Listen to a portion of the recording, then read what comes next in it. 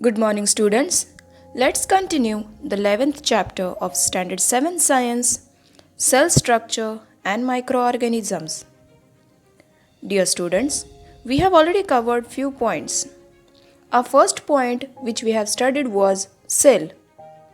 Cell is a fundamental structural and functional unit of a living organism. With the help of a flow chart, we have also studied about the organization in cellular and living organisms. Later, we studied about measurement and observation of cells. Dear students, what is that instrument called which is used for observation of cells? Microscope is the instrument used for the observation of cell. Some examples of microscopes are compound microscope, electron microscopes. These instruments are used for observation of minute cells. Also, we have studied about the onion peel. We have seen how the onion cell is seen under the compound microscope. Cell size was the another factor we have studied in this lesson for the previous class.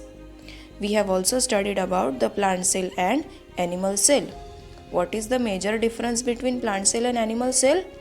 The plant cell has the cell wall, whereas animal cell does not have any cell wall.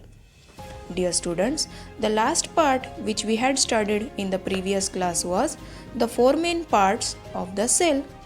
What are the four main parts? Cell wall, plasma membrane, cytoplasm, and cell organelles. Students, today we shall continue the lesson with another point, microorganisms. In today's class, we will study about occurrence of microorganisms, observation and measurement of microorganisms, nature of microorganisms, and growth of microorganisms. So come along, let's begin with the lesson.